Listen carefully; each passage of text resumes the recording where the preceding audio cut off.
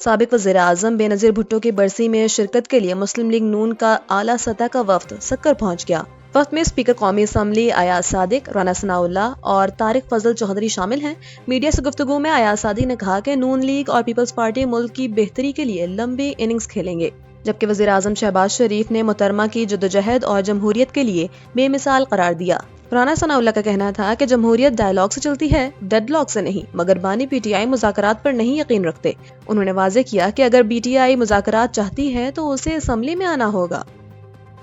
اسلام آباد high court نے سال 2025 کی سالانہ کارکردگی رپورٹ جاری کر دی ہے، جس کے مطابق عدالت نے ایک سال میں ریکارڈ 15,805 کیسز نپٹائے۔ رپورٹ کے مطابق سنگل بینچز نے 11,000 سے زائد اور ڈویژن بینچز نے 4,697 مقدمات کے فیصلے کیے۔ جسٹس کی انفرادی کارکردگی میں جسٹس انعام امین منہاس 2,093 کیسز کے ساتھ سر فہرست رہے، جبکہ چیف جسٹس سردار محمد سرفراز ڈوگر نے 1,223 کیسز نپٹائے۔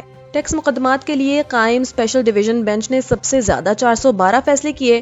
یہ رپورٹ عدالت عالیہ میں زیر التوا مقدمات کی جلد یکسوئی کی عکاسی کرتا ہے۔ پاکستان تحریک انصاف برطانیہ نے بریڈ فورڈ احتجاج کے دوران ایک خاتون کی جانب سے فیلڈ مارشل سے متعلق کی گئی متنازع تقریر سے مکمل لا تعلقی کا اظہار کیا ہے۔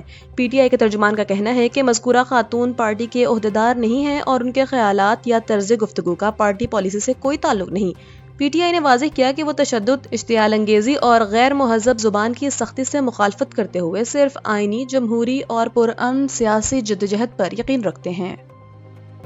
وزیر اعظم شہباز شریف نے محترمہ بے نظیر بھٹو کی 18ویں برسی پر انہیں خراج عقیدت پیش کرتے ہوئے کہا ہے کہ بے نظیر بھٹو نے جمہوریت، عوامی حقوق اور وفاق پاکستان کے استحکام کے لیے بے مثال جدوجہد کی۔ اپنے پیغام میں وزیر اعظم نے کہا کہ ان کی سیاسی میراث میں حب الوطنی، رواداری اور عوامی فلاح کا جذبہ نمایاں ہے، اور خواتین اور اقلیتوں کے حقوق کے تحفظ کے لیے بھی ان کے اقدامات قابل ستائش ہیں۔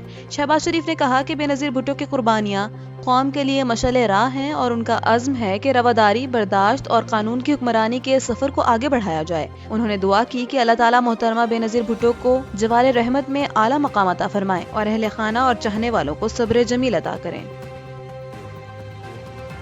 پاکستان نیول اکیڈمی نے 124ویں مڈ شپ مین اور 32ویں شارٹ مین سروس کمیشن کورس کی پاسنگ آؤٹ پریڈ کراچی میں منعقد ہوئی، جس کے مہمان خصوصی commander Royal Bahrain naval force rear admiral Ahmad محمد ابراہیم آل بن علی تھے۔ پریڈ کے دوران کیڈٹس نے پاک بحریہ کے سربراہ ایڈمرل نیوید اشرف کو سلامی دی اور ریئر ایڈمرل احمد محمد ابراہیم نے پریڈ کا معائنہ کیا۔ اپنے خطاب میں انہوں نے کہا کہ کیڈٹس اپنی صلاحیتوں سے ملک اور قوم کو فائدہ پہنچائیں۔ دوسرا ممالک کے کیڈٹس کی تربیت پاکستان نیول اکیڈمی کے لیے باعث فخر ہے اور پاکستان کے ساتھ اسلامی اخوت کے رشتے مضبوط ہیں۔ پاکستان نے یمن میں امن و استحکام کے قیام کے لیے سعودی عرب اور متحدہ عرب امارات کی سفارتی کوششوں کی حمایت کا اظہار کرتے ہوئے کہا ہے کہ وہ یمن میں حالیہ پیش رفت پر گہری نظر رکھے ہوئے ہیں۔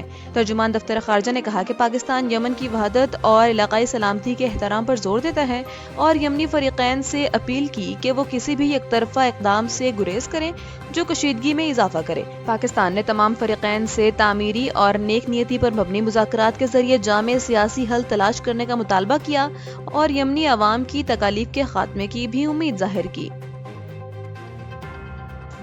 امریکہ کے شمال مشرقی ریاستوں میں شدید برفانی طوفان نے خوف و ہراس پھیلا دیا ہے، جس کے باعث نیو یارک اور کنیکٹیکٹ میں وارننگ جاری کر دی گئی ہے اور نیو یارک میں ہنگامی حالت نافذ کر دی گئی۔ نیو جرسی، کنیکٹیکٹ اور نیو یارک کے شہروں کو غیر ضروری طور پر گھر سے نہ نکلنے کی ہدایت کی گئی ہے۔